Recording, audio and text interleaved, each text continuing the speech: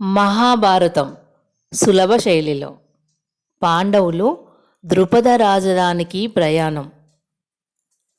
అడవులు, కొండలు, నదులు దాటుకుంటూ అక్కడక్కడ విశ్రాంతి తీసుకుంటూ పాండవులు తల్లితో కలిసి రాత్రింబవళ్ళు ప్రయాణం సాగిస్తూ ఒకనాటి సంధ్యా సమయానికి ఒక పెద్ద అరణ్యం చేరుకున్నారు.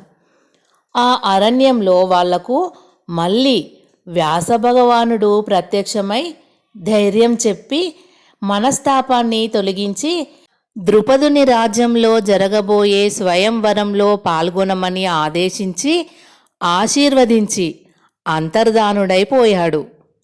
వారు కొన్ని రోజులకు ఆ అడవిని అతిక్రమించి గంగా తీరం చేరుకున్నారు. అక్కడికి సమీపంలో ఉన్న సోమాశ్రవ తీర్థంలో స్నానం చేయాలని భావించి ఆ దిశగా నడక సాగించారు. అప్పటికి దాదాపు అర్ధరాత్రి అయ్యింది. తలలు విరబోసుకున్న పెనుభూతాల్లా గాలికి కొమ్మలను కదిలిస్తూ ఆకాశాన్ని అంటే వృక్షాలతో సింహ శరభ శార్దూలాది క్రూర మృగ గంభీర ధ్వనులతో విచ్చలవిడిగా సంచరిస్తున్న వృచ్చిక సర్పాది విష జంతువులతో హోరున వీచే ఈదురుగాలులతో ఆ ప్రదేశం ఎంతో భయంకరంగా ఉంది.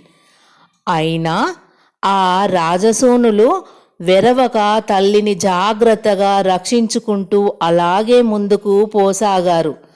కుడి చేత ధనస్సు ధరించి ఎడమ చేత పెద్ద కాగడాను పట్టుకొని అర్జునుడు ముందు నడుస్తూ దారి చూపెడుతుండగా వారు నిరపాయంగా నడవసాగారు. అదే సమయంలో ఆగు, అడుగు ముందుకు వెయ్యకు అన్న గంభీర పురుష కంఠధ్వని ఆ నిశ్శబ్ద నిశీదిని చీల్చుకుంటూ పరుష భయంకరంగా వినిపించింది. అర్జునుడు నిశ్చలంగా గంభీర దృష్టులను ముందుకు పరగిస్తూ నిర్లక్ష్యంగా అడుగు ముందుకు వేశాడు.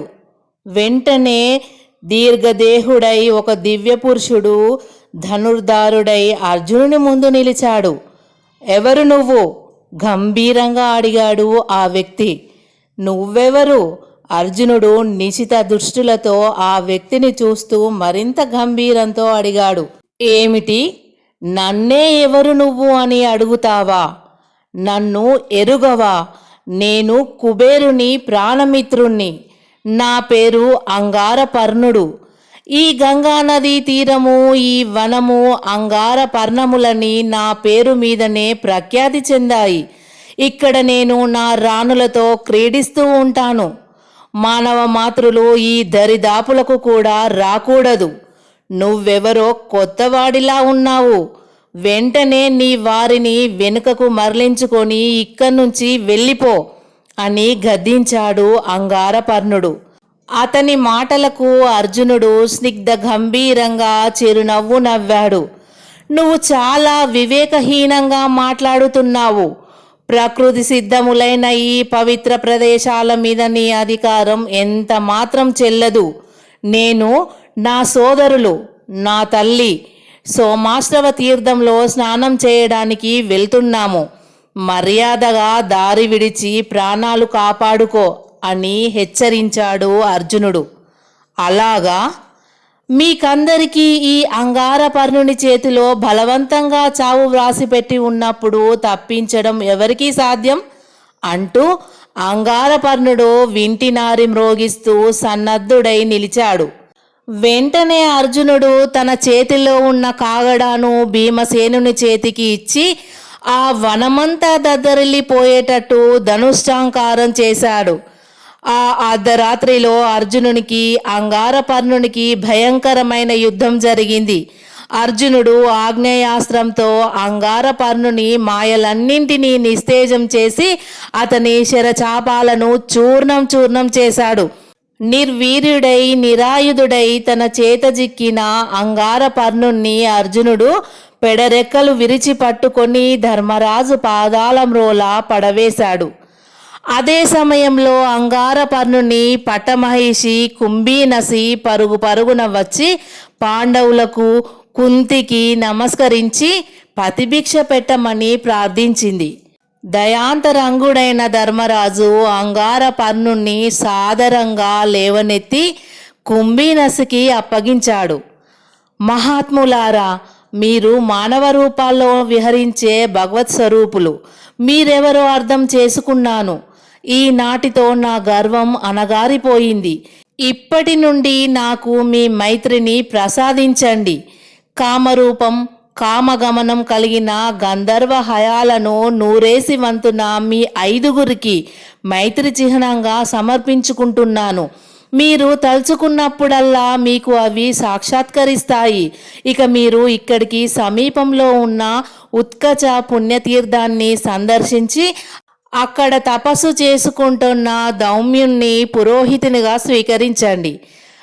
వేదాంగ నిష్ణాతుడు, అతి నిర్మల మనస్కుడు అయిన ఆ విప్రోత్తముడు పురోహితుడైతే, మీరు పూర్వం వశిష్ఠ మహర్షిని పురోహితునిగా పొందిన రాజన్యుల వలె ఏ అశుభాలు దరిచేరకుండా సర్వార్థ సిద్ధులను పెంపొందించుకుంటూ ప్రకాశిస్తారు అన్నాడు అంగారపర్ణుడు పాండవులకు నమస్కరిస్తూ. మిత్రమా, వశిష్ఠ మహర్షిని పురోహితునిగా పొందిన పుణ్యాత్ములు ఎవరు? ఆ రాజవరేణ్యులు పొందిన శుభమేట్టిది? కొంచెం వివరించు అని అడిగాడు అర్జునుడు. అవునవును గంధర్వరాజా, పుణ్యకథలంటే మాకు చాలా కుతూహలం. మా అర్జునుడు కోరినట్లు ఆ చరిత్ర ఏదో చెప్పు అన్నాడు ధర్మరాజు కూడా. అందరూ ఆ గంగానదీ తీరంలోని ఇసుక తెన్నెల మీద ఆసీనులై ఉన్నారు. యుధిష్ఠిర మహారాజా, పూర్వం ఇక్ష్వాకు వంశీయులైన రాజచంద్రులందరూ వశిష్ఠుని గురువుగా పురోహితునిగా పొంది ఎన్నెన్నో ఘనకార్యాలను సాధించుకున్నారు.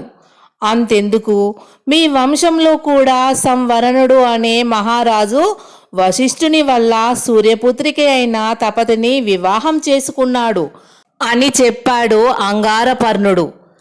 అంగారపర్ణ, తపతి సంవరణోపాఖ్యానం ఇంకొంచెం విశదంగా చెప్పు నాయనా అని అడిగింది కుంతీదేవి. అలాగే తల్లి.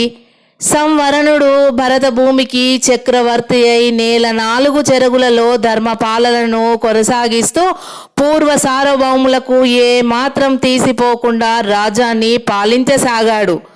ఒకనాడు ఆ రాజేంద్రుడు గంగానదీ తీరానికి వేటకు వెళ్ళి అసమాన సౌందర్య రాశి అయిన కన్యను చూశాడు. ఆ సుందరాంగిని పత్నిగా పరిగ్రహింపగోరి ఆ భూవల్లభుడు తన అభిమతాన్ని ఆమెకు తెలియజేశాడు. అందుకు ఆ కన్య, మహారాజా, నేను కూడా మీ మనోహర రూపాన్ని చూసి మరులుగొన్నాను. కానీ నేను కన్యను. మా తండ్రి అయిన సూర్యదేవుడిని అడిగి ఆ మహాత్ముడు ఇష్టపడితేనే నన్ను పాణిగ్రహణం చేసుకో అని సూర్యలోకానికి వెళ్ళిపోయింది ఆ కన్య.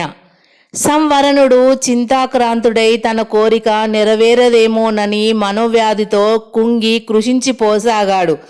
ఆ సంగతి తెలుసుకొని వశిష్ఠ మునీంద్రుడు తన యోగ బల ప్రభావంతో సూర్యలోకానికి వెళ్ళి, సూర్యదేవా, భూలోకంలో చంద్రవంశ శ్రేష్ఠుడైన నా శిష్యుడు సంవరణుడనే మహారాజు పరమధార్మికుడు. అభినవ యవ్వనంలో ఉన్న ఆ సుందరుడు నీ పుత్రి అయిన తపతి కుమారిని ధర్మపత్నిగా అభిలషిస్తున్నాడు. నీ కూతురు కూడా ఆ వీరుని యందు బద్ధానురాగయై ఉన్నది. వారిద్దరికీ దాంపత్యం ఘటింపజేయడానికే నేను నీ సన్నిధికి వచ్చాను అని యుక్తియుక్తంగా అడిగాడు. సూర్యుడు ఆ మహర్షిని సన్మానించి తన పుత్రిని అప్పగించాడు. వశిష్ఠుడు తపతిని భూలోకానికి తీసుకువచ్చి ఒక శుభముహూర్తంలో సంవరణునికి ఇచ్చి వివాహం చేశాడు. వారిద్దరికీ జన్మించిన కుమారుడే కురుడు.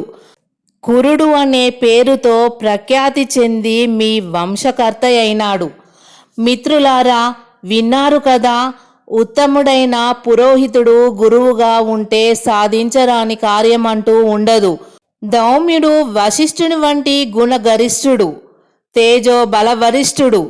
అందుకే ఆ మహనీయుణ్ణి గురువుగా చేసుకోమని మీకు చెప్పాను అన్నాడు అంగారపర్ణుడు. మిత్రమా, మా వంశపురుషుడైన సంవరణ భూపాలచంద్రునికి అంతటి మహోపకృతిని ఘటించిన వశిష్ఠ మునీంద్రుని గురించి ఇంకా తెలుసుకోవాలని ఉంది. ఆ మహర్షిని గురించి నీకు తెలిసిన విశేషాలు చెప్పు అన్నాడు ధర్మరాజు. అంగారపర్ణుడు ఈ విధంగా చెప్పసాగాడు.